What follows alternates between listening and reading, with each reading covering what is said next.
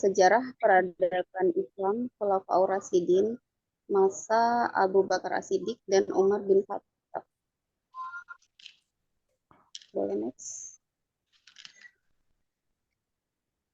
Oke, sudah terlihat. Khulafaur Rasyidin adalah pengganti Rasulullah setelah wafat. Khulafaur Rasyidin terdiri dari Al-Khulafa dan Al-Khulafa yang dalam bentuk jamak adalah khalifah, di mana artinya adalah pengganti. Sedangkan Ar-Rasyidin adalah artinya benar, halus, arif, pintar, dan bijaksana. Jadi jika digabungkan, Khulafaur Rasyidin adalah para pemimpin pengganti Rasulullah yang arif dan bijaksana. Kita masuk ke biografi Khalifah Abu Bakar As-Siddiq. Abu Bakar As-Siddiq nama lengkapnya adalah Abdullah ibnu Abi Quhaifah At-Tamimi. Pada zaman pra-Islam bernama Abdullah ibnu Ka'bah, kemudian diganti Nabi menjadi Abdullah. Beliau lahir pada tahun 573 Masehi dan wafat pada tanggal 23 Jumadil Akhir tahun 13 Hijriah bertepatan dengan bulan Agustus 634 Masehi. Dalam usia beliau 63 tahun. Beliau lahir 2 tahun 6 bulan setelah tahun gajah dengan Rasulullah, terpaut sekitar 2 tahun lebih muda. Next. Ayah beliau bernama Abu Bakar Quhafa dan ibunya bernama Salma binti Syar bin Amir atau Ummul Khair. Abu Bakar memiliki tubuh yang kurus dan berkulit putih. Kemudian Abu Bakar dijuluki Abu Bakar Bapak Pemagi atau pelopor pagi karena beliau termasuk laki-laki pertama yang masuk Islam. Kemudian diberikan gelar As-Siddiq karena beliau membenarkan semua hal yang dibawa oleh Nabi, terutama pada peristiwa Isra dan Mi'raj. Next. Oke. Terpilihnya menjadi khalifah. Sebelum terpilihnya Abu Bakar, terjadi usulan antara pendapat kaum Ansar dan Muhajirin, yang keduanya menginginkan khalifah dari kalangan mereka. Kemudian usulannya ditolak tegas dan di antara mereka menyimpulkan bahwa kaum Muhajirin lebih berhak dan semuanya sepakat. Umar bin Khattab maju dan membaiat Abu Bakar dan kemudian dibenarkan oleh semua yang hadir di sana. Next. Beberapa pidato Abu Bakar. Taatlah kalian kepadaku, sepanjang aku taat kepada Allah dan Rasul-Nya di tengah kalian. Jika aku bermaksiat, maka tidak wajib bagi kalian taat kepadaku. Next. Oke. Pencapaian pada masa Khalifah Abu Bakar. Pencapaiannya itu yaitu persoalan-persoalan yang dihadapi pemerintah Abu Bakar itu berasal dari kelompok murtad. Kemudian munculnya nabi-nabi palsu dan pembangkang zakat. Berdasarkan musyawarah dengan para sahabat, beliau memutuskan untuk memerangi kelompok yang pembangkang Ridha tersebut dengan perang Ridha, yaitu perang melawan kemurtadan. Next.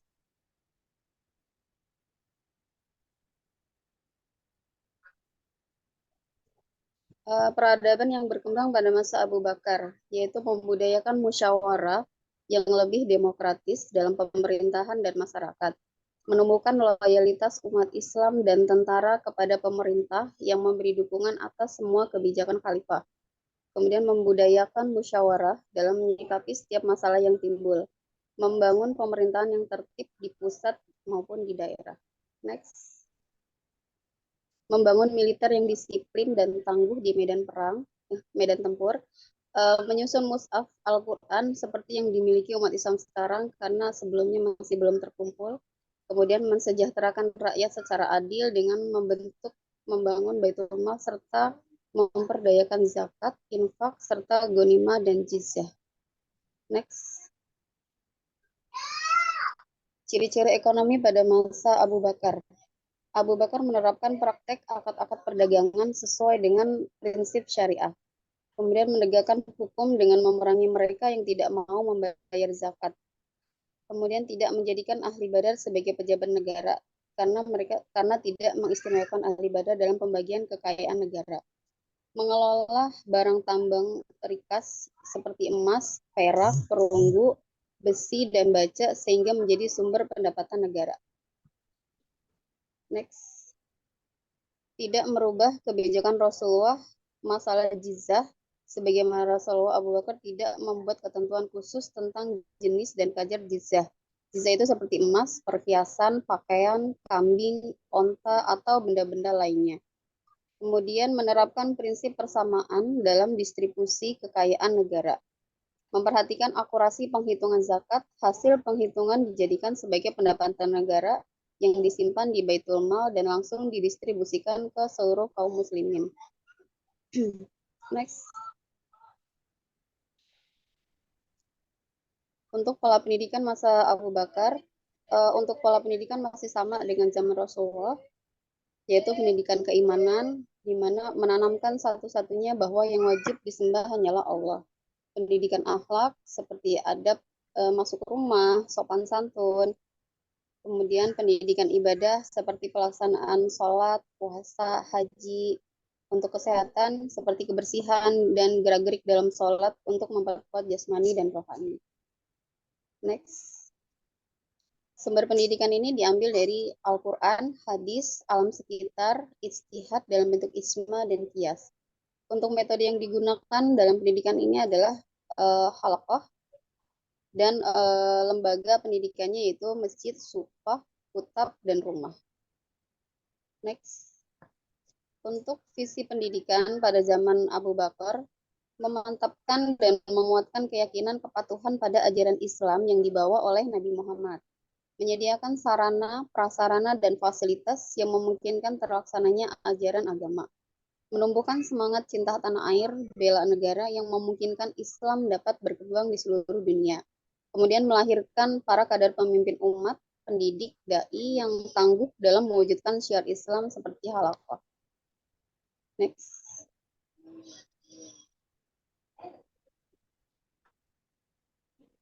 Untuk khalifah yang kedua adalah Khalifah Umar bin Khattab.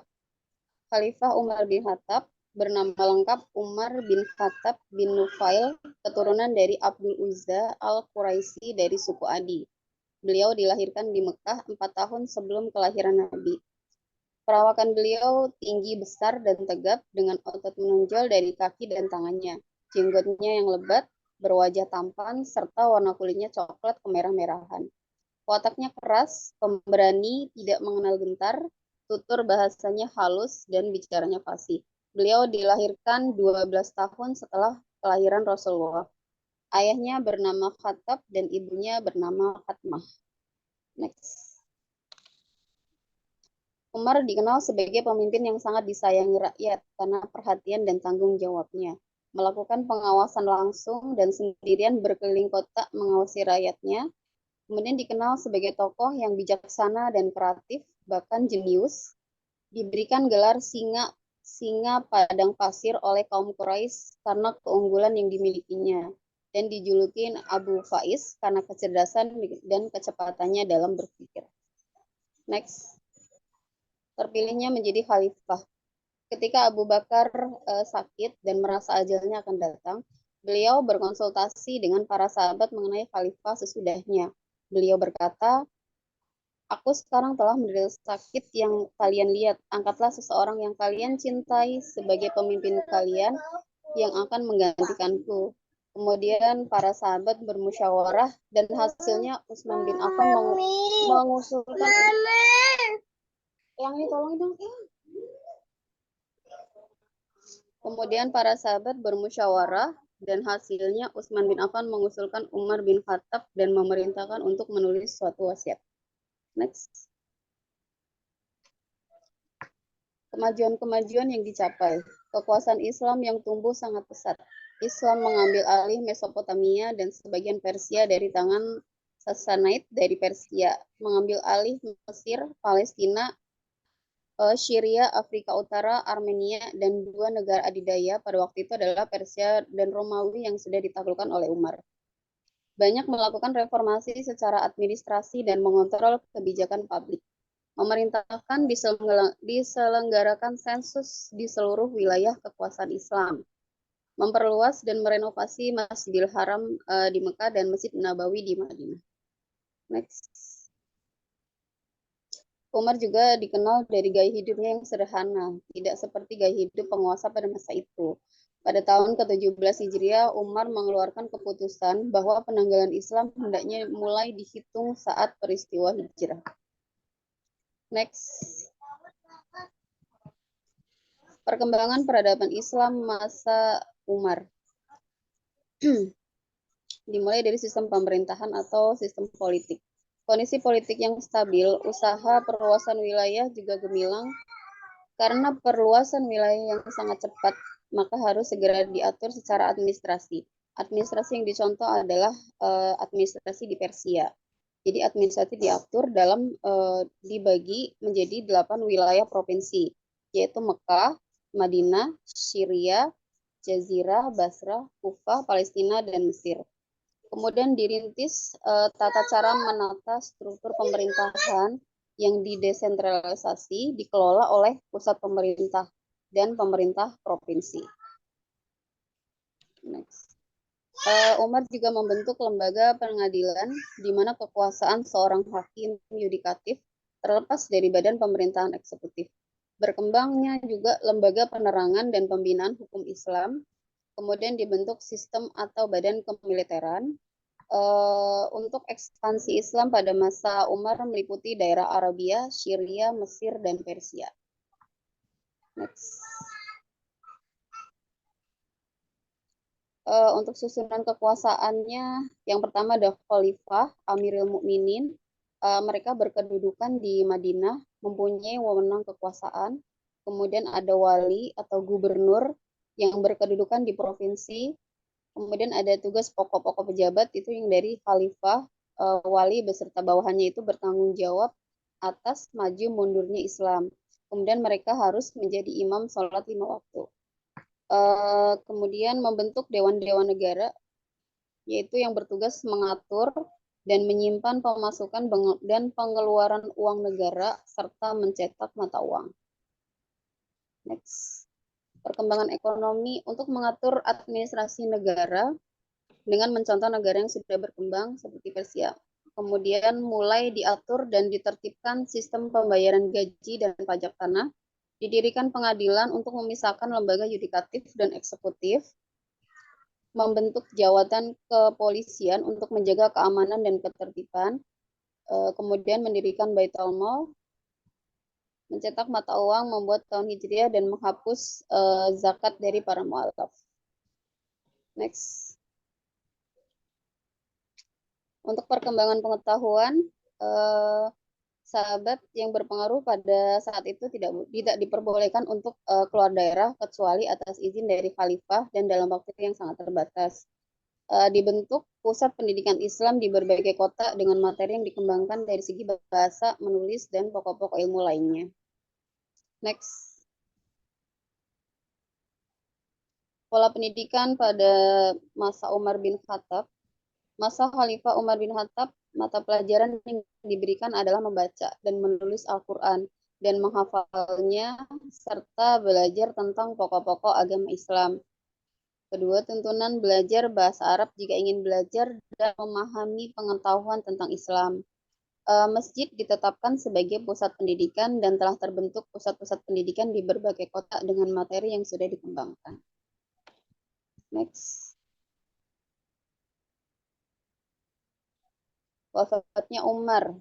Masa pemerintahan Umar berlangsung 10 tahun 6 bulan dari tahun 13 Hijriah atau 634 Masehi sampai dengan 23 Hijriah atau 644 Masehi.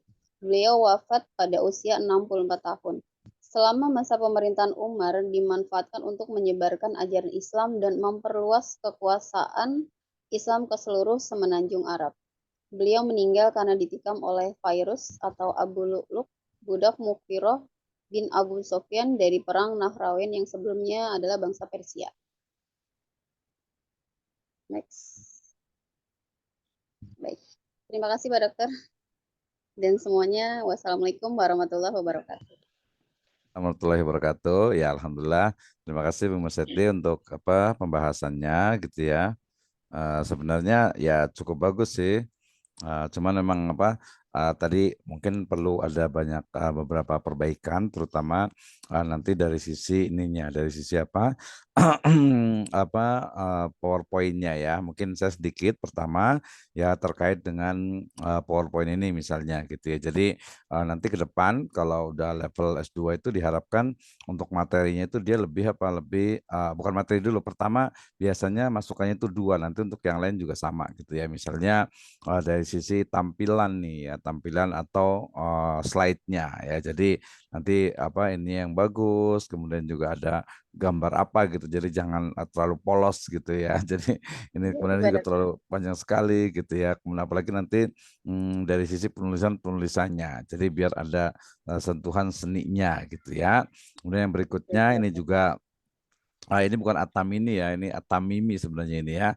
Ini salah ngetik ini ya. Jadi harus dipastikan ya. Kemudian juga nanti dari sisi penulisan gitu ya. Jadi apa untuk seperti ini nanti dibiasakan untuk membuat sebuah PowerPoint itu baiknya memang dia apa the power of point ya. Artinya dia didasarkan kepada apa poin ya, bukan narasi seperti ini ya. Ini tulisan Islam I-nya itu besar, nanti nama orang gitu itu juga besar, kemudian nanti dipisahkan huruf D dan seterusnya, walaupun itu ini apa typonya itu dia perlu diperbaiki gitu ya, perlu diperbaiki agak-agak cukup banyak nih.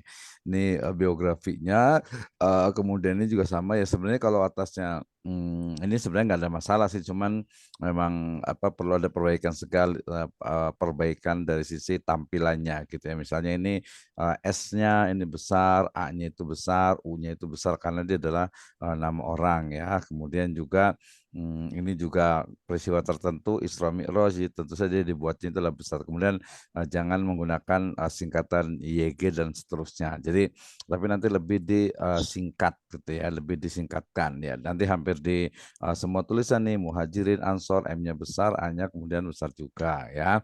Kemudian Ya, juga apa ini K-nya juga besar. Jadi itu dibiasakan ya walaupun di PowerPoint tetap sama gitu. Selain nanti ya ada gambar-gambar dikit gitu agar lebih kelihatan lebih bagus juga gitu ya. Termasuk ini juga ini terlalu sedikit kemudian disingkat jadi kesannya seperti mengcopy dari Word ya. Ini perlu diperhatikan gitu ya. Jadi jangan sampai ya nanti dibuat agak bagus nih misalnya seperti ini gitu ya. Ini kita ganti misalnya tampilannya itu pakai fontnya ya yang agak bagus gitu ya. Diganti ininya ukurannya juga diperkecil dan seterusnya sehingga nanti dilihatnya itu enak. Jadi dibiasakan dari sekarang nih. Apalagi nanti mau jadi dosen ini ya. Jadi jangan sampai PowerPoint itu apa ya nggak menarik gitu ya. Hanya tulisan saya terlalu padat apalagi disingkat gitu ya. Itu sangat tidak profesional gitu. Yang lain juga sama sebenarnya ya. Ini juga sama terlalu ini sekali gitu ya. Ini sama, jadi secara keseluruhan nanti diperbaiki dari sisi tampilan dan juga penulisannya. Itu yang pertama. Kemudian yang kedua terkait dengan konten ya ataupun isi gitu ya. Sebenarnya beberapa sih sudah kelihatan ya, walaupun kesannya jadi sejarahnya itu jadi nggak menarik gitu ya. Ini Baitul Mal bukan Baitul Mall jadinya gitu ya. Jadi L-nya dua jadi mall ini ya, bukan mal. Nah, itu nanti dari sisi benar. penulisan gitu ya. Kemudian dari sisi kontennya, misalnya gitu ya. Ini sebenarnya ya biografi sekilas disingkat sebenarnya bisa gitu ya. Jadi dibuat kayak chart atau dibuat kayak apa bulat-bulatan, kotak atau apa sehingga enak dibaca. Jadi bukan hanya tulisan gitu ya. Ini juga sama juga. Jadi disingkat saja gitu ya. Jadi the power of point. Kemudian ini juga prosesnya ini diantara dipisah gitu ya. Ini juga jadi nanti lebih banyak tambahannya itu dari sisi lisannya gitu ya. Baik, Kemudian ini juga sama mulai dari pidatonya, kemudian termasuk nanti ini kan karena PowerPoint ya, jadi referensinya nggak ada. Sebenarnya nanti kalau itu akan ketahuan referensinya itu dari mana. Kita Abu Bakar B-nya besar. Ini kesannya kan memang sangat deskriptif dan kurang ada analisisnya gitu ya. Misalnya ini di Medan itu dipisah, kemudian seperti apa menyusun mushaf Al-Quran. Jadi nanti lebih spesifik gitu. Jadi menyusun mushaf Al-Quran seperti yang dimiliki umat Islam sekarang. Gak usah menyusun mushaf Al-Quran seperti itu saja gitu. Jadi nanti apa poin-poinnya itu kelihatan ya. Ini dari sisi ini juga kita harus pahami semuanya dari sisi secara penulisan. Kemudian yang berikutnya secara konten. Ini mestinya memang karena kita ya wajar lah namanya kita belajar gitu ya, tapi harus betul-betul dipahami misalnya penggunaan ini misalnya Abu Bakar ya, Bapak Pemagi. Ini kan kayaknya mungkin tidak famous ya, tidak masyhur gitu kalau Bapak Pemagi gitu. Jadi kayaknya nggak enak terjemahannya ini ya. Kemudian ini gelar asidik juga ya sebenarnya benar gitu ya, asidik, tapi ini harus bisa dijelaskan juga gitu. Jadi lebih mendalam ya. Kemudian ini juga perlu dijelaskan ya. Jadi tidak terlalu teks gitu, tapi lebih banyak penjelasannya. Kemudian tadi misalnya ada istilah apa jizyah, kemudian ada ghanimah. Ini harus betul-betul dipahami. Jadi ketika kita menulis, oh jizyah ini apa nih, ghanimah ini apa nih, beda antara ghanimah dengan jizyah itu seperti apa gitu ya. Kemudian juga misalnya ini ya kenapa yang tadi saya tanyakan nih, jadi bagaimana kenapa Abu Bakar itu memerangi orang-orang yang tidak mau membayar zakatnya gitu kan.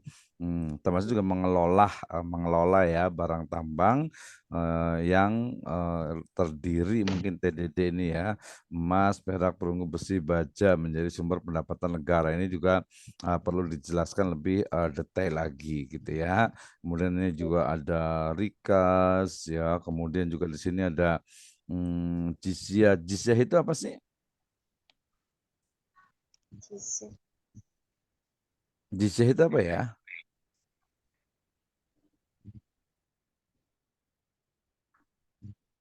حتى يؤتوا الجزية على أن يد وهم صاغرون. Mhm.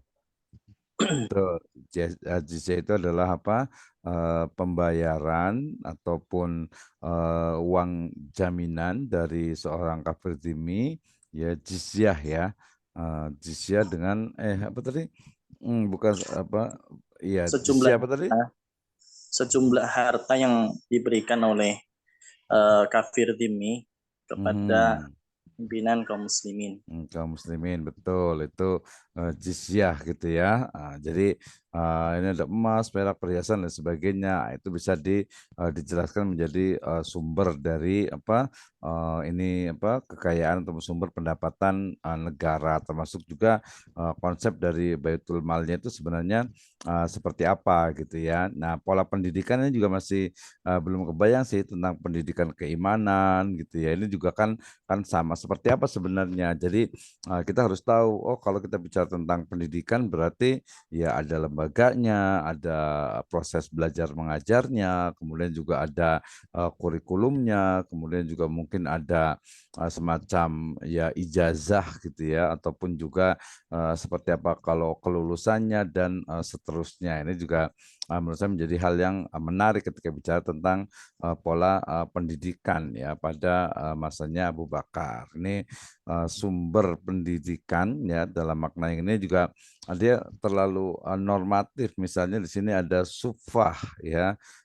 Sufah nih ini dipastikan sufah itu apa gitu ya. Terus juga kutab, apakah kutab itu sudah ada di masa siapa Abu Bakar gitu ya, atau mungkin setelahnya istilah kutab itu gitu ya.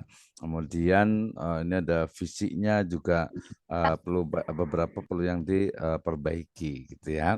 Perlu ada yang diperbaiki ya. Kemudian ini yang berikutnya Umar bin Khattab juga sama. Ini di Mekah, ini dipisah, M-nya itu besar gitu ya. Ini biografi standar lah ya.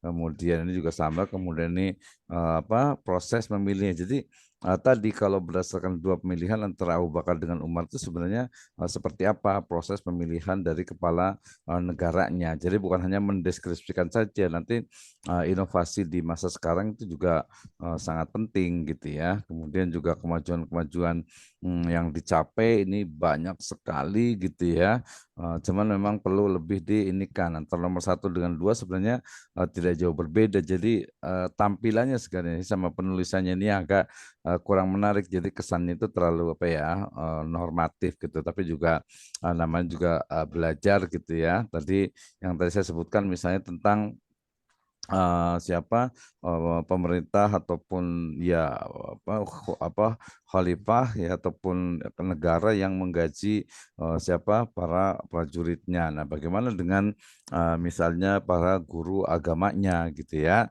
Nah, ini lembaga penerangan dan pembinaan hukum Islam seperti apa, badan kemiliteran itu seperti apa gitu ya. Kemudian juga meliputi apa ekspansi Islam Arabia, Arabia itu yang mana gitu. Ini juga perlu dijelaskan lebih detail lagi ya, termasuk di sini kan ada wali atau gubernur gitu ya, ada diwan-diwan negara juga dari sisi ininya. Jadi terus yang sekarang yang penting bagaimana berarti dalam kontekstualisasi di masa sekarang ini gitu ya. Nah, ini tadi wafatnya ada, masa ini 10 tahun 6 bulan, kalau yang tadi Abu Bakar itu belum ada. Oke. Berarti dua pertanyaan saja untuk Bu Meseti. Yang pertama tadi, kenapa Abu Bakar itu memerangi orang-orang yang tidak mau membayar zakat? Kita stop dulu.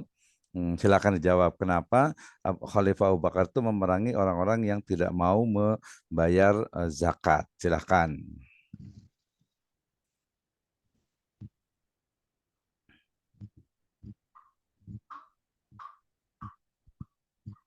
Ya, boleh.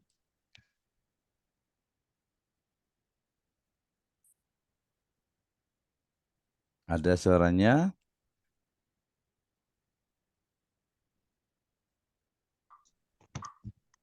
Silahkan. Muslim, ya, silakan. Pertanyaan pertama, apa, bagaimana atau kenapa Abu Bakar memerangi orang-orang yang tidak mau membayar zakat? Silakan. Karena sebenarnya zakat itu kan sama seperti pada zaman Rasulullah masih Mhm, harus tetap dibayarkan. Tetapi mhm, mereka itu kan mereka mengatakan bahwa ketika Nabi Muhammad itu wafat artinya tidak diteruskan begitu sih pada mhm. Ya, artinya bahwa makanya eh, beliau mhm. memerangi. Jadi karena dianggap Nabi itu sudah meninggal dunia, kemudian apa namanya tidak mau bayar zakat lagi gitu Iya, ya. iya betul. Oke, ya jadi nanti pertanyaannya yang lebihnya memang kenapa diperangi? Karena penolakan mereka terhadap penolakan mereka terhadap zakat itu adalah bukti penolakan mereka terhadap Islam. Jadi karena mereka memang tidak mau bayar zakat karena merasa oh Nabi udah wafat, udah meninggal, berarti kita udah nggak wajib lagi. Bahkan tadi murtadin itu sangat banyak sekali. Terus kalau implementasi zaman sekarang, kira-kira orang yang tidak mau bayar zakat perlu diperangi atau tidak kira-kira ya? Seharusnya perlu juga padaku. Perlu juga gitu ya. Tapi nanti Karena kasihan juga jadi ya. Iya, nanti kalau diperangi kasihan juga dia gitu. Jadi konteks apa tuh atau mungkin perlu adanya takwid gitu, adanya misalnya apa ya semacam punishment gitu, hukuman buat orang yang tidak mau membayar zakat misalnya. Itu perlu bisa juga tuh diinikan gitu kan, bisa juga diterapkan. Oke, kemudian tadi sebenarnya lembaga pendidikan di Khalifah Abu Bakar itu apakah sudah ada kutab atau seperti apa sih? Tadi sufa, artinya sufa itu apa ya? iya sumpah ya. Bentar pada Mhm. Sama nggak dengan apa namanya yang di zaman Nabi itu dengan ahlu sufah? Sama nggak kira-kira ya? Mhm. Sama nggak kira-kira nih? Tahu. Hmm, ada. Oke, ya. Sambil ini nanti teman-teman boleh boleh bertanya juga gantian ya ke Bu Meseti. Tapi kayaknya ditutup berarti masih ada ini kita lanjutkan dulu ke presentasi yang kedua ya. Yang kedua dulu Bu Nia sudah siap? Insya Sudah siap Allah. ya? Sudah siap ya? Oke, sebentar saya akan ini kan dulu. Nanti pertanyaan langsung digabungkan jadi satu. Jadi kita langsung bicara tentang Khulafaur Rasyidin ya.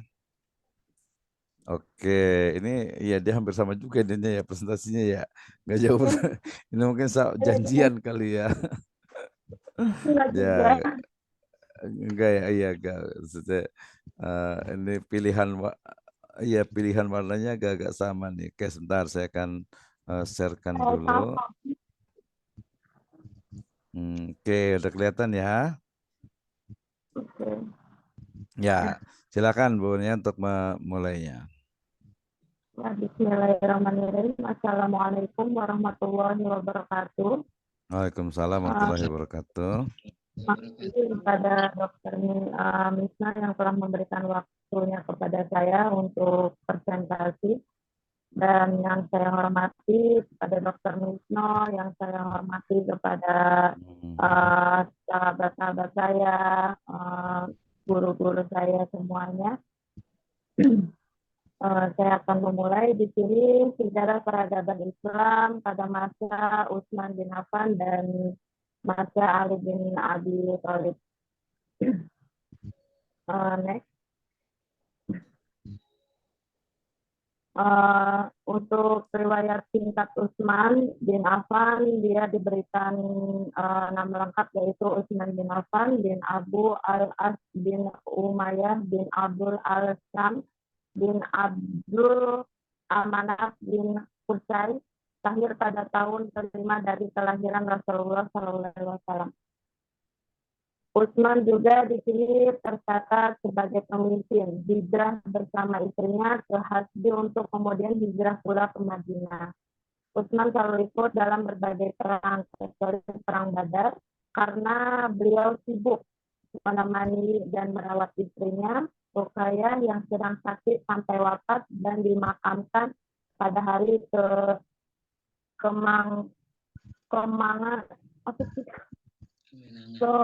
kaum muslimin. Kemudian Utsman dinikahkan Rasulullah dengan putrinya Ummu Kalsum. Itulah sebabnya dia digelari Dzunurain atau yang disebut yang memiliki dua cahaya. Yang dimaksud dua cahaya adalah mengawini dua orang putri Rasulullah. Next. Next.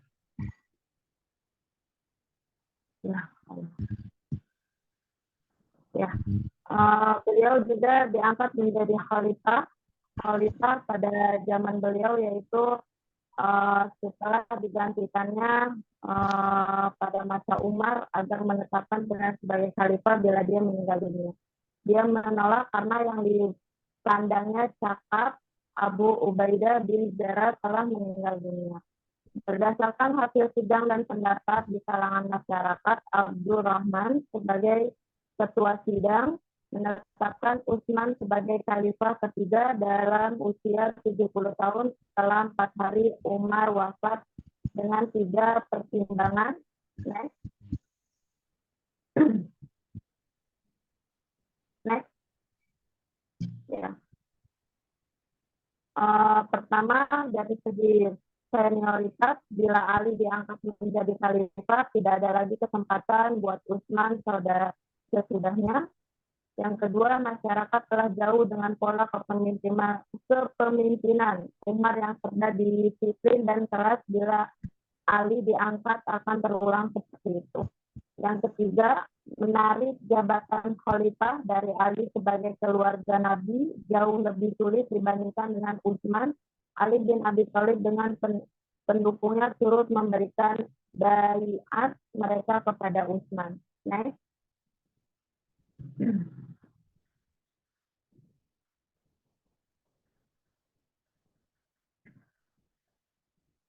Utsman di sini sangat bijaksana, kepemimpinan sangat berbeda dengan kepemimpinan Umar.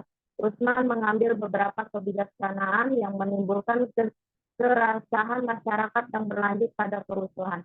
Yang pertama, dia mengangkat kaum kerabatnya pada jabatan tinggi negara atau yang dikenal dengan politik nepotisme, yaitu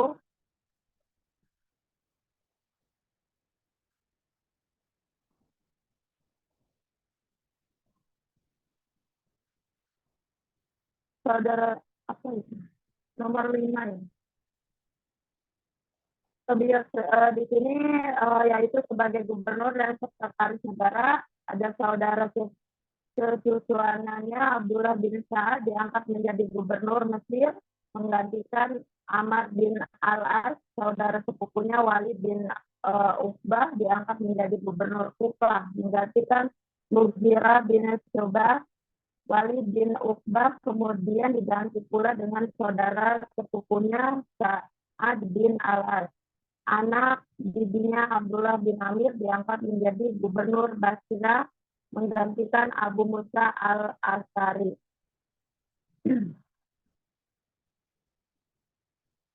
Saudara sepupunya sekaligus menantunya Marwah bin Hakam diangkat menjadi sekretaris negara menggantikan Zaid ibnu Tasbih sehingga terkumpullah seluruh kekuatan di tangan satu keluarga saja.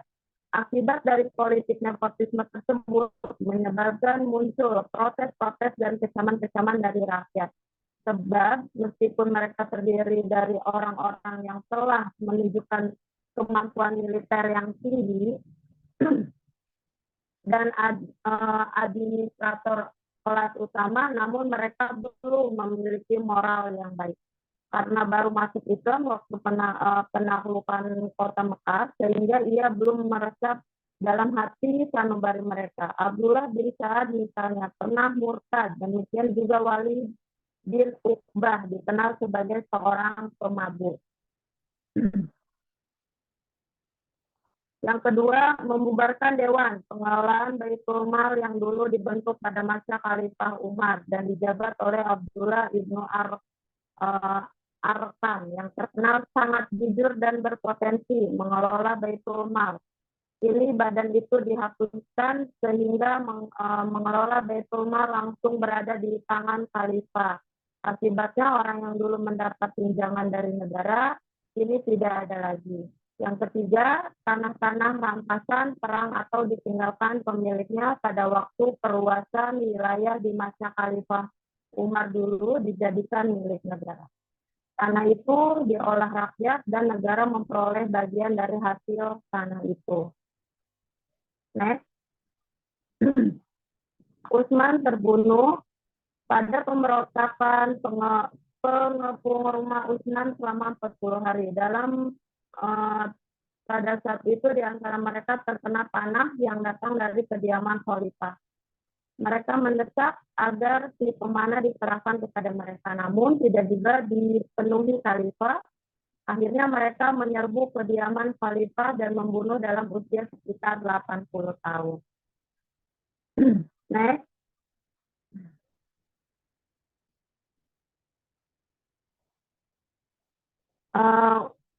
Sekarang masa Ali bin Abi Thalib.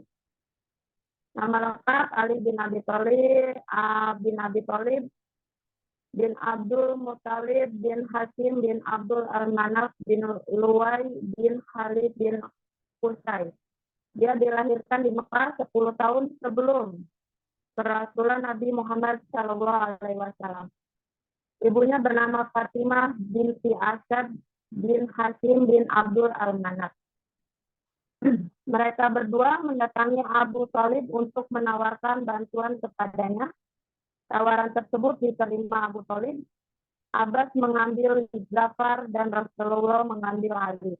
Ali adalah orang pertama yang masuk Islam dari kalangan anak-anak. Pada saat itu umurnya belum genap, berusia 13 tahun. Ali adalah orang yang tidur di tempat Nabi. Waktu malam beliau hijrah dari Mekah ke Yasrib dan menyusul Nabi ke Yasrib setelah menunaikan segala amanah yang dipercayakan Nabi kepadanya. Next. Kemudian Ali pun diangkat sebagai khalifah, tetapi dia menolak dan menegaskan bahwa masalah itu bukanlah urusan mereka, tapi urusan para pejuang.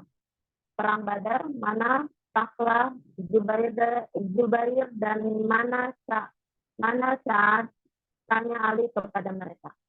Ali akhirnya menerima jabatan itu dengan ketentuan diberi kesempatan menerima sesuatu dengan kitabu dan sunnah Rasul. ia memangku jabatan khalifah itu mulai 24 Juni 656 Masehi atau tahun 35 Hijriah dalam usia 58 tahun. Next. Kemudian kebijaksanaan Ali yang diberikan pada zaman khalifah, dia mengambil dua kebijakan. Yang pertama, mencatat gubernur yang diangkat Utsman termasuk Muawiyah yang sudah menjadi gubernur Syam semenjak Khalifah Umar. Kedua, mengambil kembali tanah-tanah negara yang sudah diperjualbelikan kroni-kroni Khalifah Utsman. Next. Adapun konflik dalam Muawiyah atau perang sipil, di sini dalam perang riwayat singkat dapat dikatakan bahwa dia sebagai keturunan Bani Umayyah masih satu keturunan dengan Utsman bin Affan, sehingga yang paling patut menuntut bela atas kematian Utsman adalah dia, bukan Aisyah. Dia bersama ayahnya Abu Sufyan dulu adalah penentang utama Nabi. Ibunya Hindun memakan hati Hamzah pada Nabi waktu perang Uhud. Saudaranya Ummi Habibah menjadi istri Nabi setelah dikejar-kejar ayahnya dari Mekah karena masuk Islam. Munculnya kaum Khawarij. Dalam perjalanan pulang Kufah, anggota pusaka pasukan kelompok Ali yang tadinya mengancam Ali supaya menghentikan perang dan menerima tahkim, berubah pendirian. Ini mereka berpendapat bahwa menerima tahkim adalah salah karena hak mengadili hanya ada di tangan Allah Subhanahu wa taala. Semboyan mereka la hukma illa. Atas dasar itu mereka mengusulkan agar persetujuan mengadakan tahkim dibatalkan dan usul tersebut ditolak Ali, sehingga dia konflik dengan kaum Khawarij. Next. Peristiwa tahkim atau perundingan diselenggarakan pada bulan Ramadan 37 Hijriah Januari 659 Masehi. Di suatu tempat bernama Dumat al-Jandal, terletak antara Madinah dan Damaskus. Agenda perundingan ialah: pertama, Utsman terbunuh secara zalim. Kedua, siapa yang tepat untuk menjadi khalifah. Yang pertama, Amr berhasil meyakinkan Abu Musa bahwa Utsman terbunuh secara zalim. Oleh karena itu, Muawiyah adalah orang yang paling pantas menuntut bela atas kematian Utsman. Yang kedua, ide yang dikemukakan Abu Musa ialah menghentikan pemerintahan Ali dan Muawiyah dari jabatan masing-masing dan kemudian diserahkan kepada kaum muslimin untuk mencari penggantinya. Usul itu disetujui oleh Amir. Next. Ali terbunuh. Peristiwa terbunuhnya Ali yaitu pada bulan Ramadan 40 Hijriah Januari 661 Masehi. Dalam beberapa hari setelah pernikahan itu Ali meninggal dunia dan usia 63 tahun. Setelah memerintah selama 5 tahun. Dengan wafatnya khalifah keempat itu berakhirlah pemerintahan Al-Kufah al-Rasyidun. Terima kasih. Hanya itu yang dapat saya sampaikan. Mohon maaf untuk segala kekurangannya. Mohon koreksinya kepada Pak Dr. Misno. Terima kasih. Wassalamualaikum warahmatullahi wabarakatuh.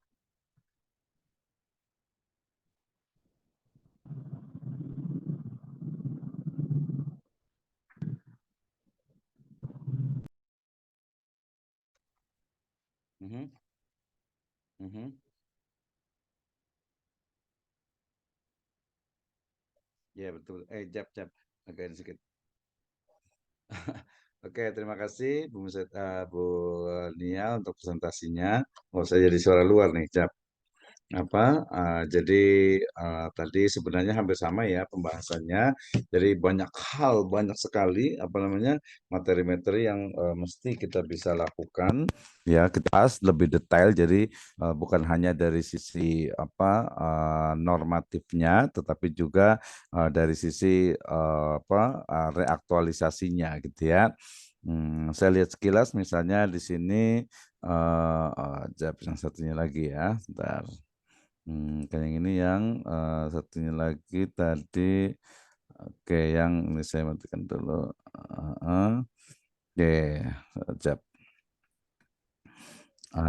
Misalnya tadi dari sisi ini ya sama ya masukannya ya dari sisi penulisan ini terlalu tebal sekali bahkan ini ya kita biasa namanya juga lagi belajar ya ini pindahan dari apa Word gitu ya jadi nggak ada seni-seninya sama sekali gitu ya jadi nanti dibuat biar ada seni bukan seni sih jadi biar elegan lah dilihatnya gitu ya mau rata kanan rata kiri gitu ya.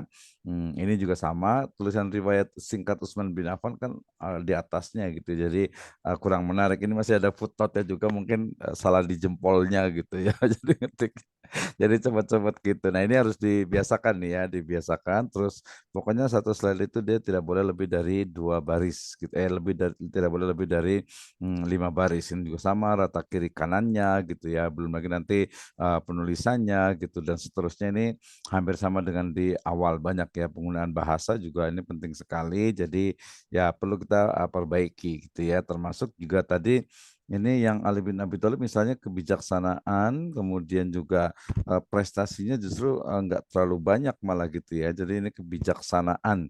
Ini kebijaksanaan atau kebijakan. Harusnya sih kebijakan ya, bukan kebijaksanaan gitu ya. Oke. Saya mau tanya, coba saya mau tanya kenapa Utsman bin Affan melakukan kebijakan tentang penggunaan Al-Qur'an atau tadwinul Quran. Apa alasannya apa Al-Qur'an itu kemudian dijadikan satu mushaf kemudian diperbanyak ya dan membakar mushaf-mushaf yang lainnya. Silakan Bu Nia dijawab dulu. Apa alasan argumentasi dari Utsman bin Affan yang tadwin menginikan Al-Qur'an kemudian dengan membakar mushaf yang lainnya. Silakan. Bismillahirrahmanirrahim. Sebelumnya karena dia cuma melanjutkan dari dari zamannya Umar bin Khattab dan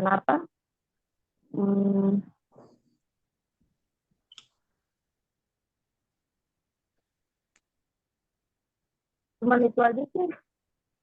Tapi kenapa kalau di zamannya itu kan nggak dia kalau di zaman Utsman kan di riwayat itu kan ini ya mushaf yang lain ataupun lahjah ataupun juga bacaan qiraah yang lainnya itu dibakar gitu dijadikan satu mushaf Utsmani apa alasannya gitu termasuk juga menjadikan memperbanyak itu alasannya apa gitu Alasannya mungkin untuk ini kali ya memperbarui atau mempermudah untuk pemahamannya biar lebih mudah gitu. Oke. Kemudian yang kedua, ini tadi nanti tulisnya sama ya, Utsman bin Affan menjadi khalifah. Tadi pemilihan dari Utsman bin Affan tuh kalau sekarang itu seperti apa ya? Dalam 1 menit coba. Pemilihan kepala negara Utsman itu seperti apa ya? Seperti presiden. Iya, presiden apakah milih langsung kayak pemilu gitu atau seperti apa? Ya dia lebih ditunjuk kayaknya. Siapa yang menunjuk? Khalifah yang terdahulu. Kata siapa? Kan khalifah terdahulu meninggal. Khalifah terdahulunya Utsman siapa? Umar. Umar bukannya meninggal dulu. Ya kan dia pernah berpesan sebelum Umar meninggal supaya itu menjadi khalifah karena dia pilihan terbaik. Tuh. Oh iya, harusnya tadi tidak seperti itu ya. Kalau pilihan Utsman itu dia justru di sini ada nggak sih tadi cara pemilihannya? Nggak ada. Ini kan beliau menolak, justru lihat nih di sini. Jadi para sahabat terkemuka meminta Umar, tapi justru menolaknya kan. Justru Umar bin Khattab tidak menetapkan, justru malah gitu kan. Nah ini hasil sidang. Nah sidang itu seperti apa gitu.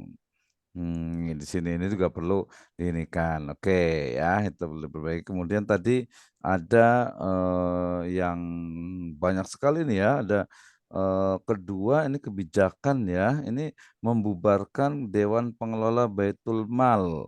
Kemudian kenapa nih yang di sini nih?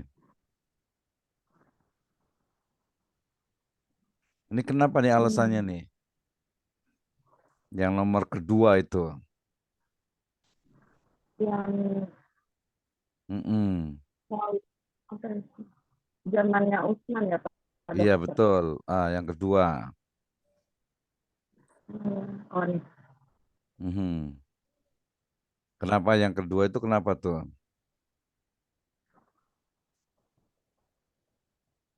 Kalau di sini sih dari yang kedua itu membubarkan Dewan Pengelola Baitul Mal yang terdahulu Umar dijabat oleh Abdul bin Arqam yang terkenal sangat jujur dan berpotensi mengelola Baitul Mal. Ini ini badan itu dihapus sehingga mengelola Baitul Mal langsung berada di tengah khalifah. Akibatnya orang yang dulu mendapat tunjangan dari negara kini tidak ada lagi. Maksudnya kayak gimana? Ya mungkin ya apa di sini karena saking apa jujurnya dan mungkin apa langsung diberikan ini badan itu dihapus sehingga mengelola Baitul Mal langsung berada di tengah khalifah ya mungkin untuk apa jadi pengelolaannya tidak terlalu banyak pengelola sehingga khalifah yang mengambil alih Baitul Mal itu sendiri padahal masih banyak apa namanya uh, untuk kebutuhan-kebutuhan atau tunjangan-tunjangan negara jadi dihapuskan untuk biaya perang mungkin gitu. Dari kesimpulan saya sih Pak Dokter. Iya, ini berarti tadi bukan yang bukan Baitul Mal yang dibubarkan, tapi apa dewannya diganti gitu ya, bukan Dewannya dibubarkan gitu ya. Terus di sini tadi ada apa? Tadi ada agak loncat jauh nih ya. Kalau Ali bin Abi Thalib dipilihnya seperti apa? Ali bin Abi Thalib.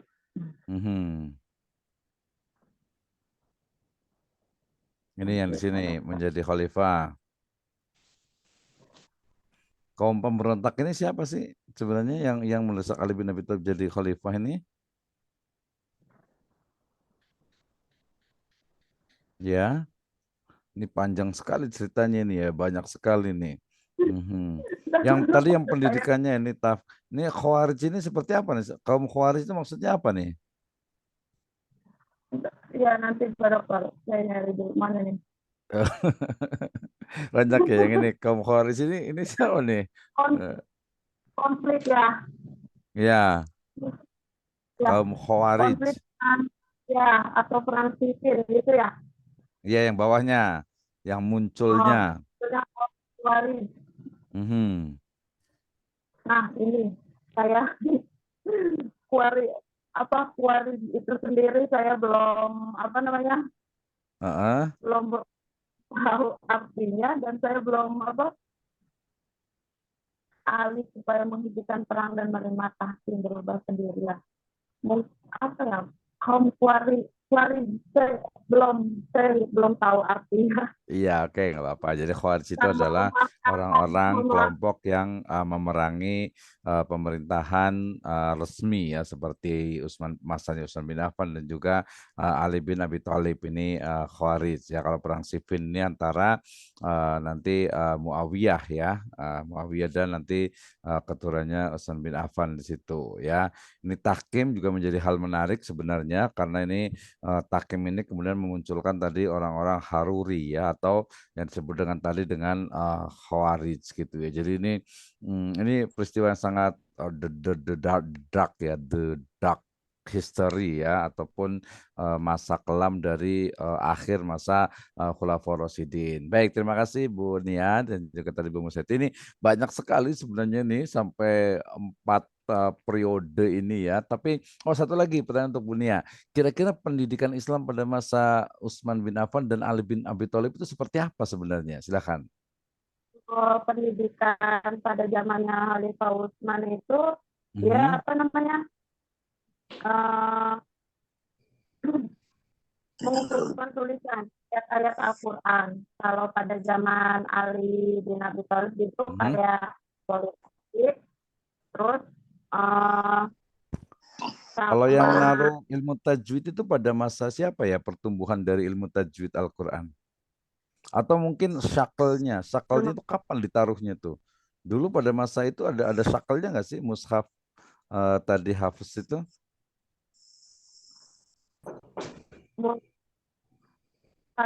ada pada zaman Ali kayaknya. Iya kayaknya ya, nanti baca-baca lagi ya. Oke, terima kasih. Ya nanti ya harus banyak baca lagi. Oke, terima kasih. Ustadz Nur Huda, Abu Hamad mau presentasi? Ada sedikit ini dokter hal yang Dimasukkan ya, boleh. Silakan. Ya mohon harus izin, terima diluruskan. kasih. Silakan. Boleh langsung memberikan catatan, komentar, kritik juga tidak apa-apa. Silakan. Terima kasih atur nuhun, jazakallahu khairan dokter. Nanti lanjut ke yang lain memang ya, boleh komentar lagi ya, dan juga langsung dijawab oleh Bunia, nanti terakhir baru ke saya. Silakan. ya, memang pembahasan wabil khusus di masa pemerintahan, di akhir pemerintahan Utsman ini ya, ini disebut dengan amul fitan. Ini banyak hal-hal yang rumit bagi kita kaum muslimin yang lahir di akhir zaman seperti ini. Wabil khusus memang waktu itu tarikh itu belum tertulis secara rapi gitu ya. Bahkan para ulama muarrikhun sendiri itu mengambil sumber setidaknya dari tiga tokoh itu. Yang pertama Abu Mukhnif, itu beliau seorang Syiah, agak sulit untuk diterima. Kemudian yang kedua itu dari Muhammad bin Amr al-Waqidi.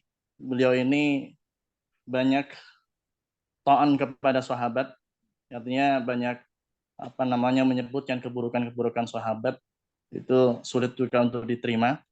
Yang mana wabil khusus mereka Khulafaur Rasyidin itu Rasul sendiri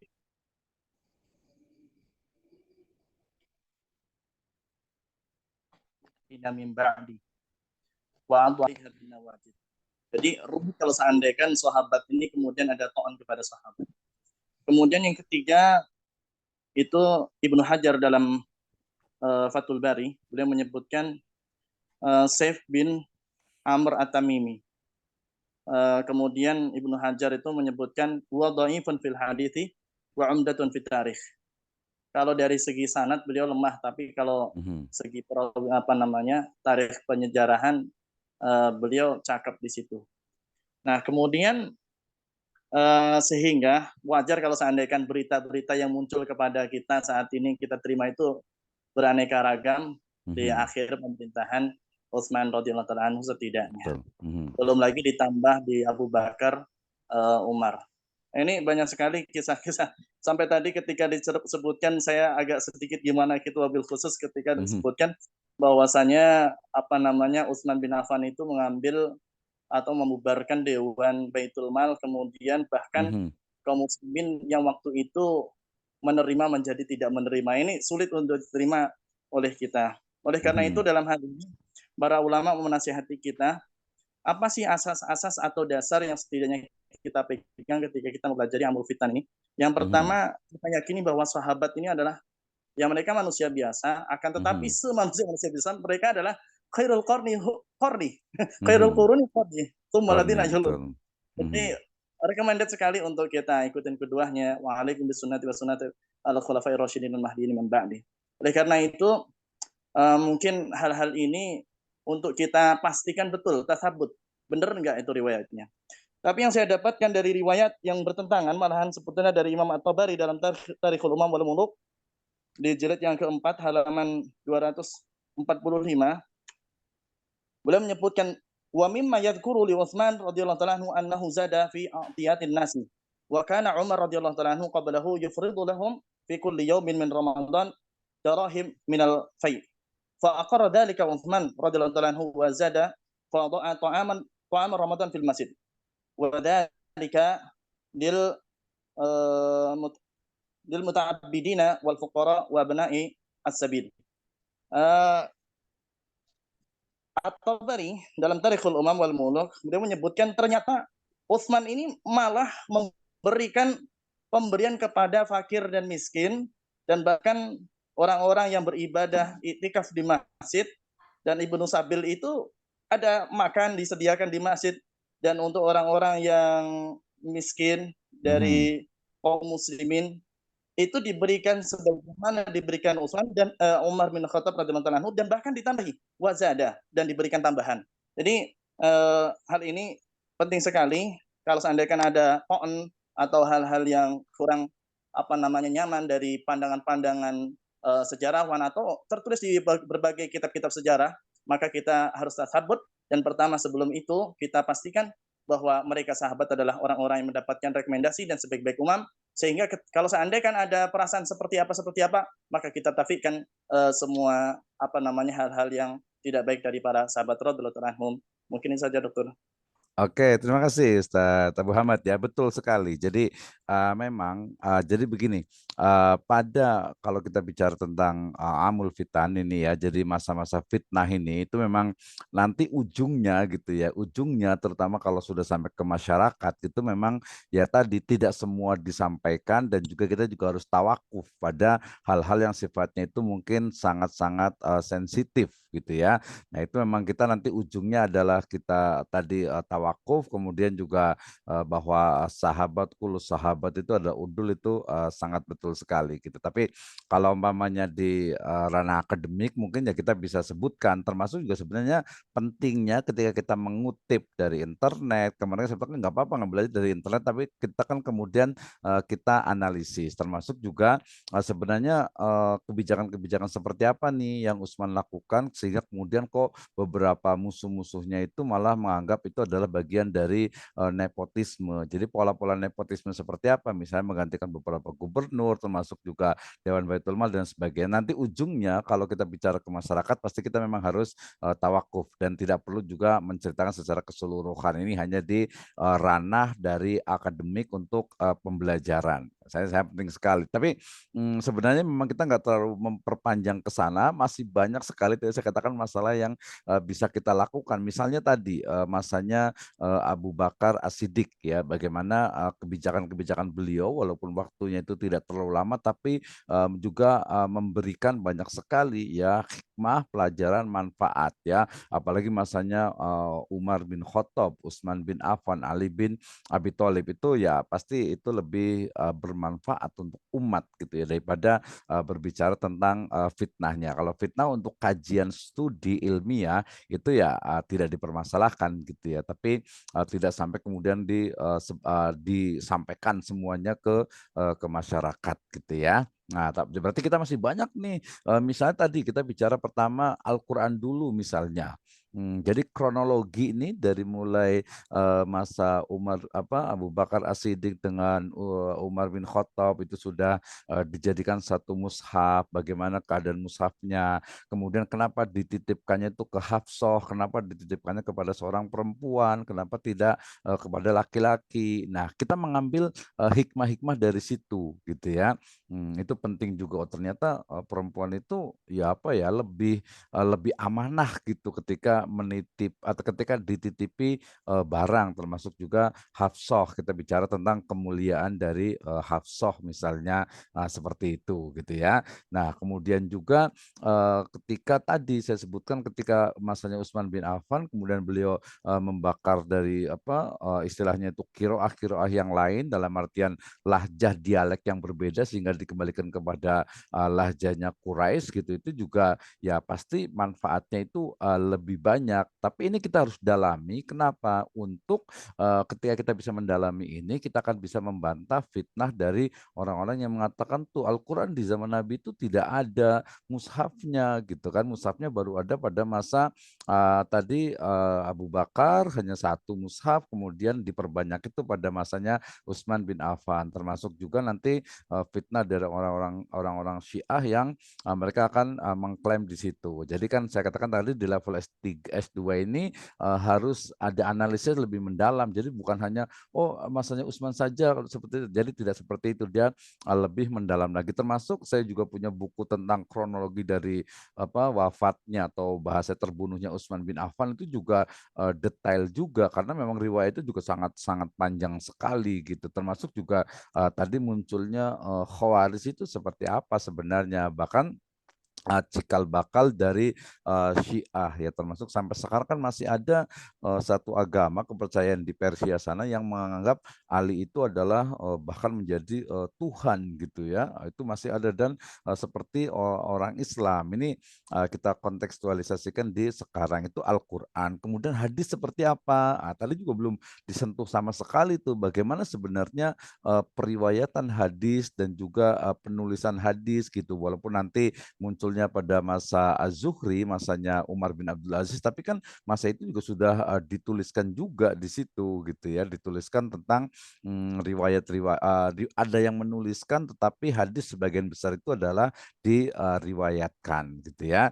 Kemudian juga masanya tadi misalnya dari sisi kenegaraan tadi Umar bin Khattab gitu, jadi saya jadi banyak ngomong jadinya nih ya, tapi nggak apa-apa, tapi saya berikan kesempatan yang lain dulu nih, karena udah 3-4 ini ya, kita nanti sampai jam 10 lah kalau yang masih kuat ini. Saya berikan kesempatan dulu, kayaknya Pak Mustafa mau bertanya, Pak Erus juga mau nanya, Pak Heri juga mau nanya, diskusi, membenarkan, memperbaiki, kita diskusi sama-sama.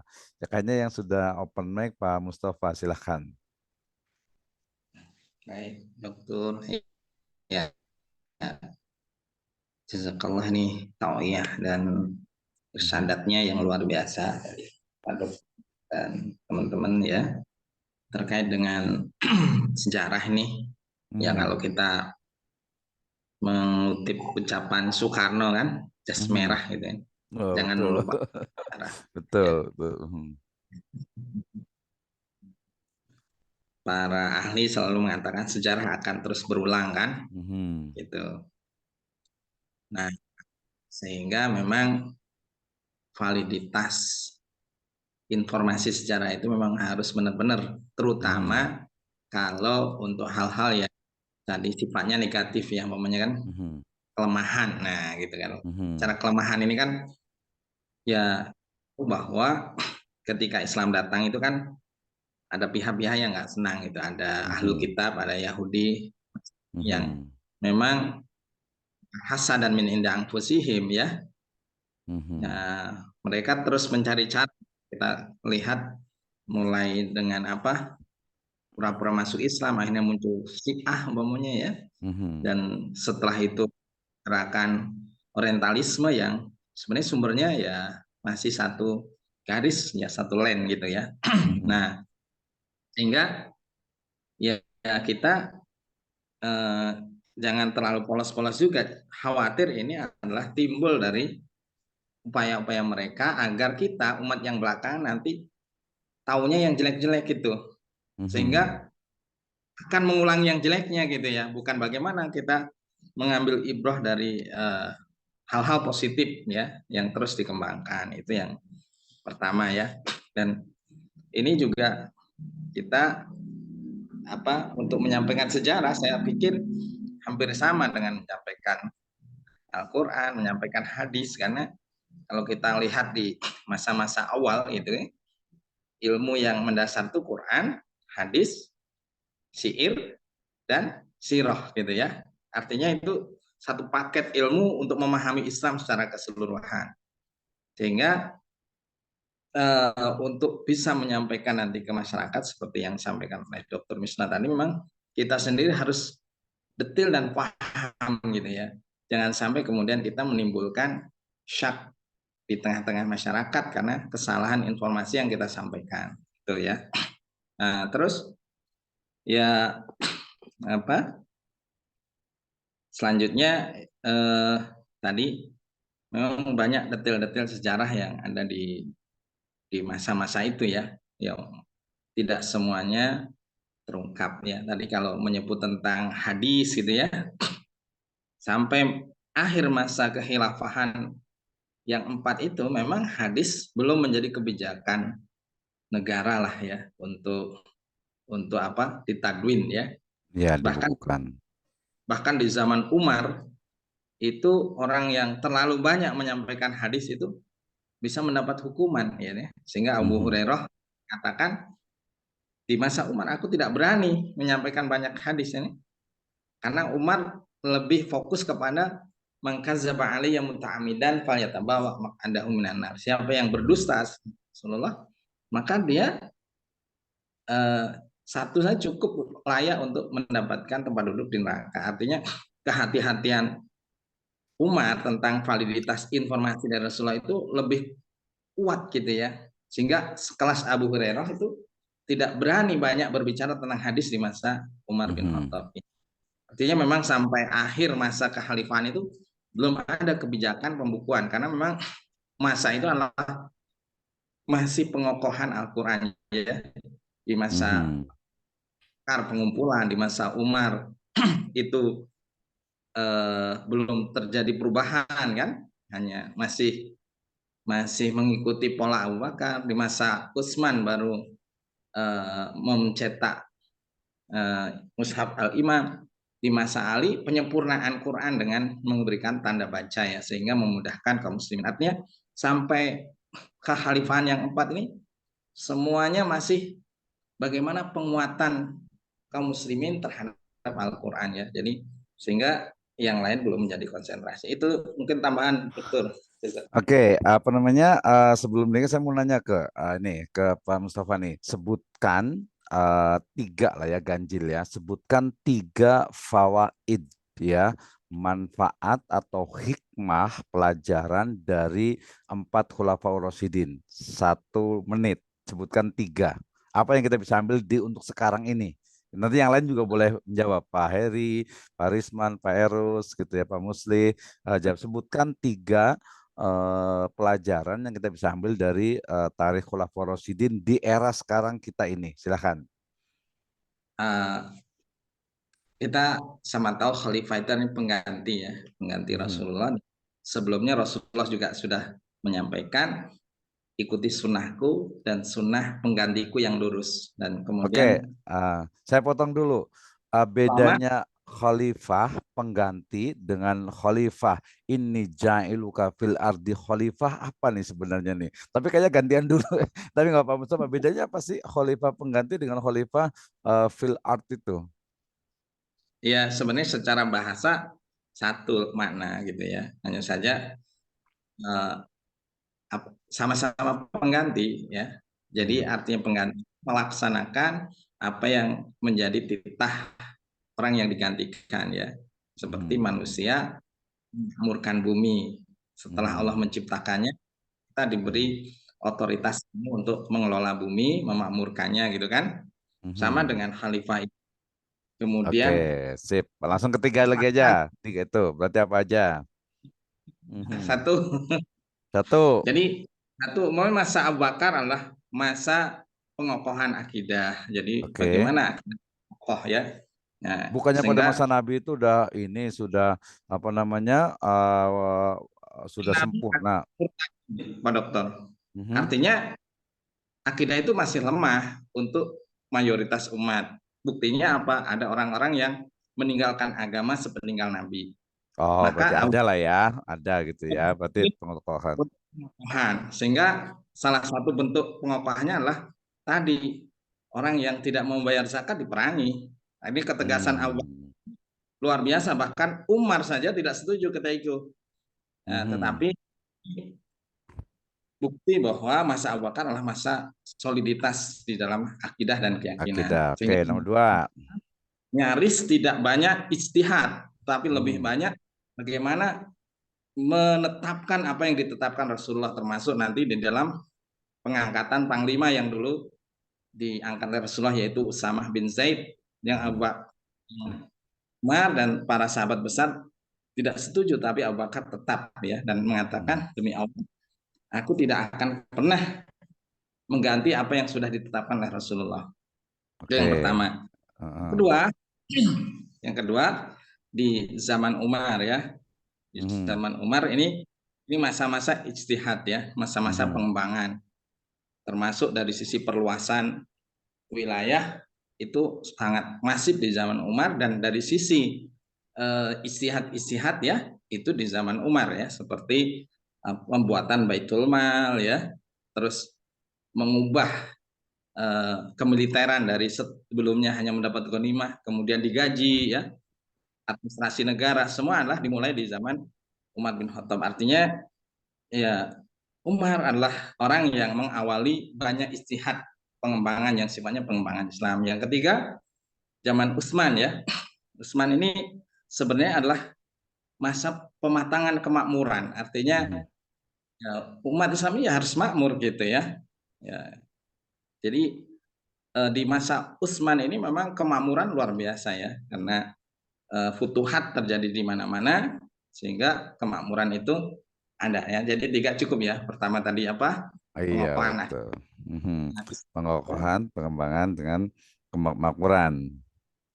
Ya. Oke, terima kasih. Saya mau loncat lagi. Kayaknya Pak Muhammad mau komentar lagi nih kayaknya nih.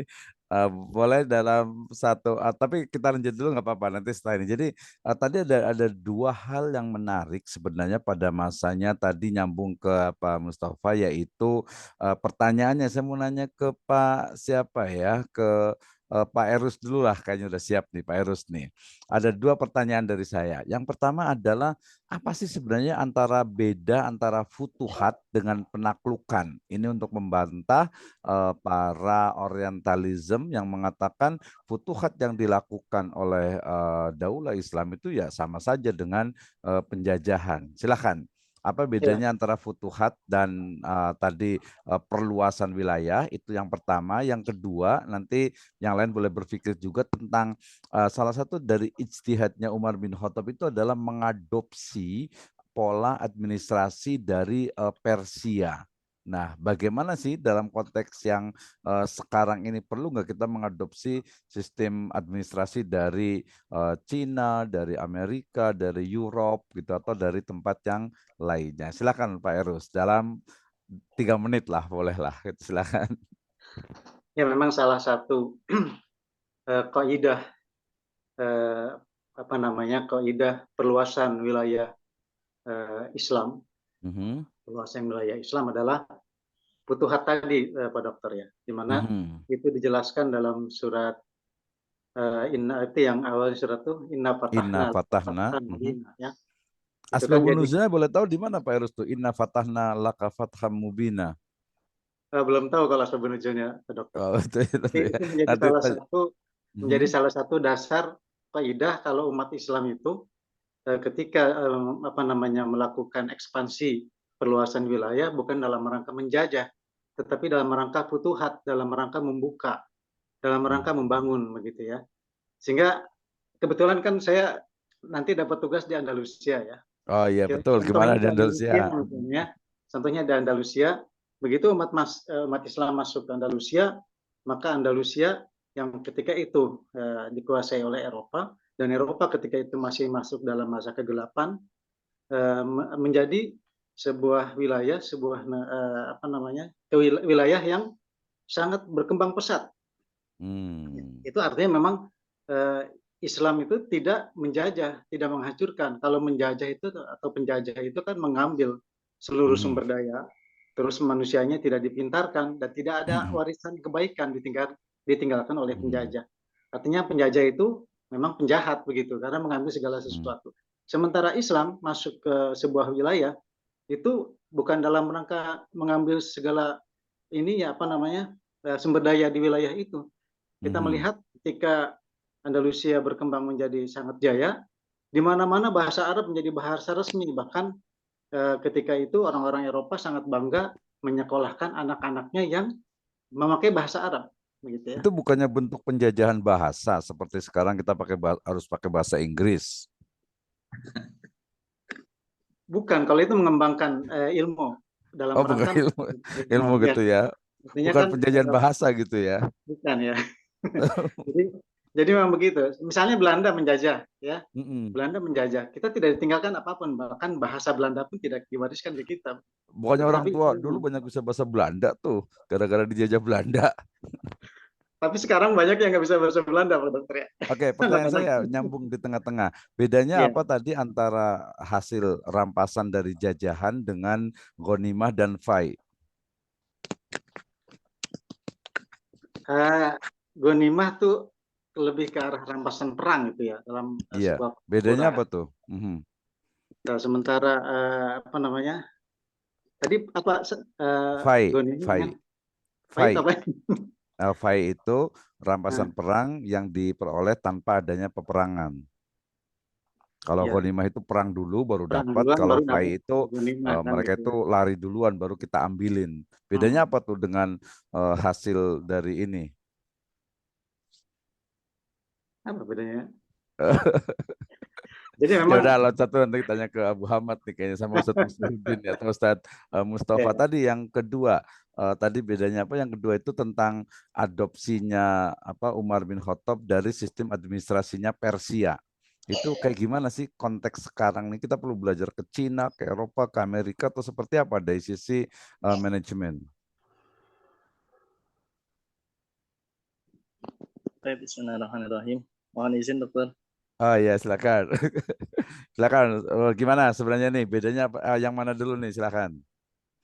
Ya, yang gampang dulu. Nanti kalau perbedaannya agak panjang. Adopsi manajemen dari negara lain untuk dimasukkan ke negara Islam waktu itu di masa pemerintahan Umar bin Khattab. Ini banyak hal baru sehingga beliau kembangkan melalui ijtihad-ijtihadnya di masa pemerintahan beliau. Di antaranya ya mengadakannya diwan. Diwan ada khusus, bahkan penulisan surat adanya tahun Hijriah. Betul. Kan salah satunya dia beliau ini termotivasi dengan penanggalan dari kerajaan lain. Betul. Nah, tapi ala kulli hal semua itu kita kembalikan kepada kaidah al-hikmatu dhalatul mu'min anna wajadaha. Jadi hikmah kebaikan yaitu lebih bermaslahat untuk kaum muslim sebenarnya dimanapun berada ya, itu kemungkinan lebih berhak untuk mendapatkannya. Nah, adapun sekarang mungkin saja kita adopsi dari manapun selagi itu bermaslahat dan baik untuk kita. Akan tetapi kemaslahatannya ini jangan sampai maslahat di depan tapi di belakang ada ekornya yang menjadikan kita. Itu maksudnya ya. Nah, itu harus dipertimbangkan itu kan. Nah, itu berdasarkan ijtihad yang luas tentunya. Kemudian perbedaan futuhat atau invasi Islam yang dilakukan oleh para sahabat. Sahabat yang disampaikan oleh Ustadz Eros, Inna fatahna laka fathan mubina, itu ketika Nabi Shallallahu Alaihi Wasallam melakukan Fathu Mekah, kemudian hari Fathu Mekah, dan kemudian daerah-daerah lain setelah itu Hunain, kemudian Ghatafan, kemudian selanjutnya dulu kota yang pernah Rasulullah Shallallahu Alaihi Wasallam diusir sendiri ini Taif. Nah, itu masa Rasul pun demikian, kemudian berkembang sampailah di masa para khulafaur rasyidin. Akan tetapi terdapat perbedaan yang sangat besar antara futuhat dengan penjajahan. Kalau futuhat itu misi utamanya adalah dakwah Islam. Dakwah Islamnya, yakni yang mana Islamnya adalah agama Allah, dinullah, yang ingin disebarluaskan. Sebetulnya kita ini tidak menginginkan perang. Perang itu alternatif terakhir sekali. Maka yang pertama didakwahkan Islam, disampaikan Islamnya, kemudian menyampaikan dengan harapan bahwa Islam ini adalah agama yang memang harus membumi, semua orang harus merasakan. Nah, sedangkan kalau seandainya ada orang menghalangi dan memang tidak ada jalan lain kecuali harus perang, maka perang. Kalau perang ini, kalau seandainya menang, ya tidak. Kalau seandainya lemah, tidak langsung digiles, tidak langsung dihabiskan. Kemudian setelah kaum muslimin menang, itu pun masih ada tawaran. Apakah mau masuk Islam karena keyakinan, bukan kepaksaan, atau memang mau menyerahkan diri membayar jizyah. Kalau masuk Islam maka lepas, kalau membayar jizyah maka berada di lindungan kami. Jangan kalian masih bisa melaksanakan keyakinan agama berdasarkan keyakinan Anda masing-masing.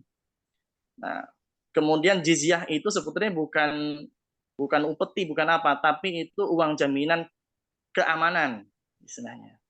Jadi selama mereka berada di dan waktu itu ma'ruf, ketika ada sebuah negara ini ya diserang oleh negara mana itu ma'ruf, masyhur itu.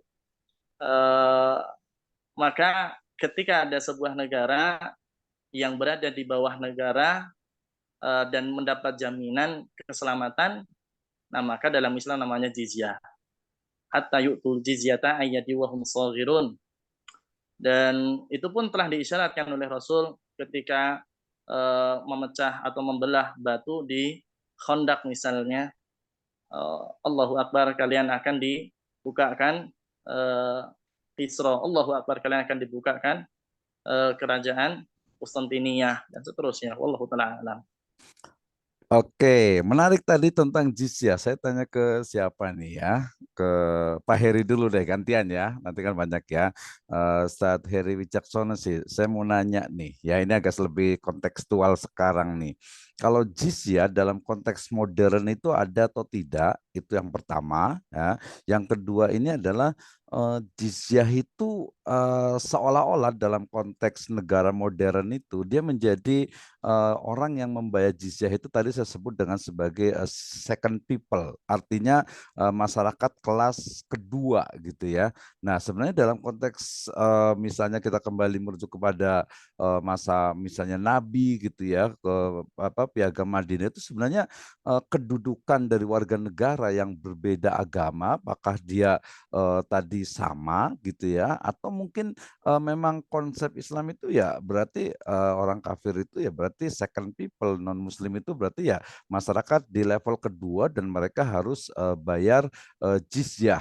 Nah kita akan lihat sebenarnya jizyahnya itu berapa sebenarnya nih gitu. Silakan Pak Heri dalam ya 2 menit nih, waktunya tinggal udah mau habis ini masih panjang banget belum dibahas ini nih. Silakan dalam 2 menit.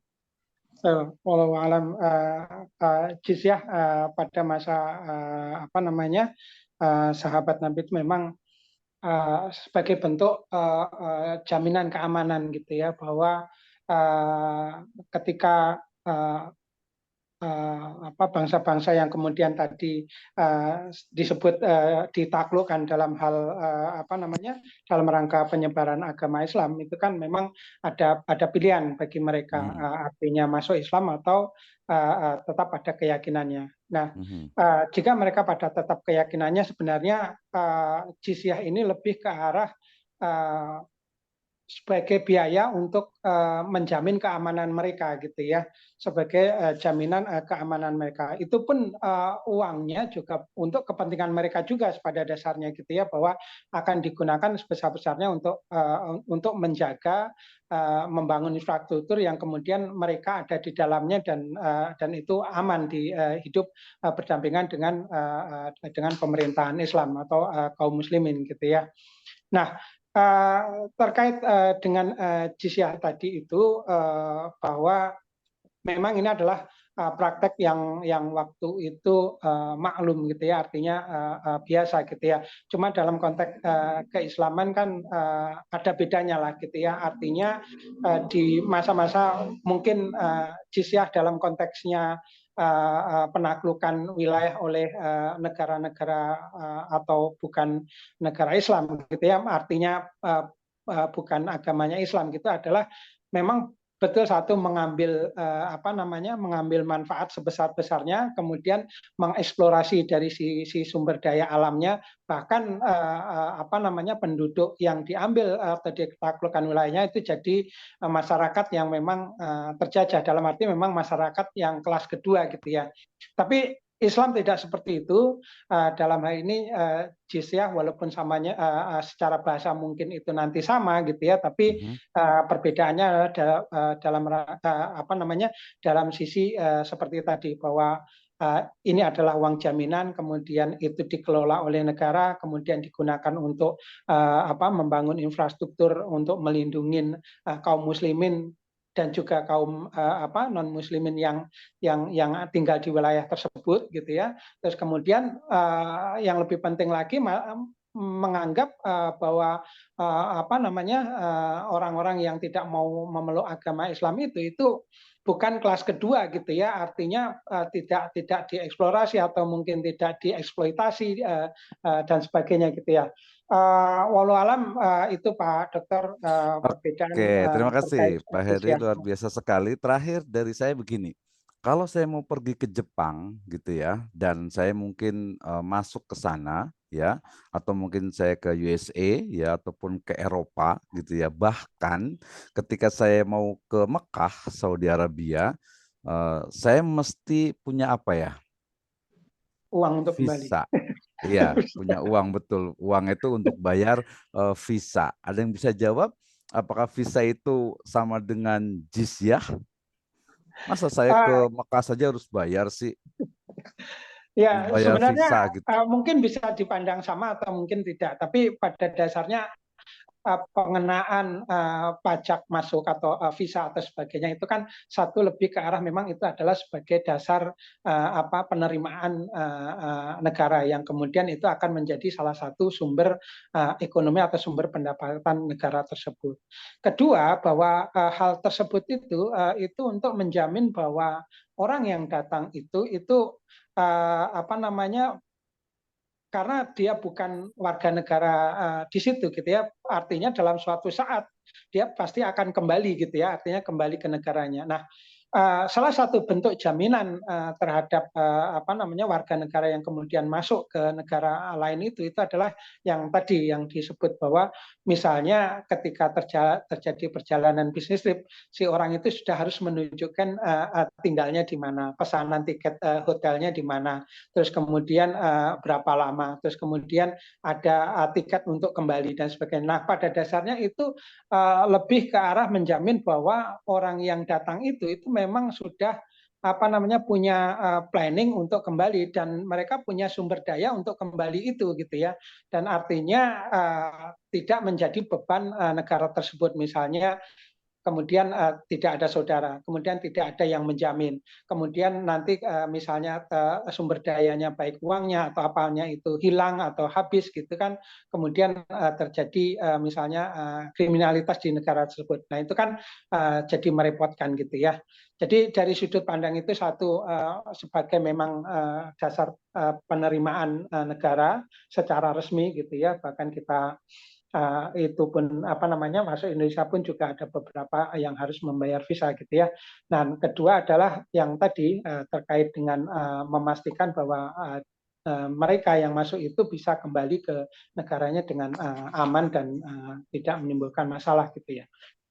Oke, terima kasih. Dua berarti tadi itu ya. Jadi dia sebagai jizyah atau visa itu dia sebagai adalah income negara, sumber pendapatan negara. Tadi disebutkan jizyah juga sumber pendapatan negara. Visa tadi disebutkan juga sebagai sumber pendapatan negara. Yang kedua sebagai jaminan keamanan. Tadi disebutkan jizyah juga adalah jaminan keamanan. Tadi disebutkan juga bahwa visa itu juga adalah jaminan keamanan. Ini ada korelasi menurut saya sangat kuat nih.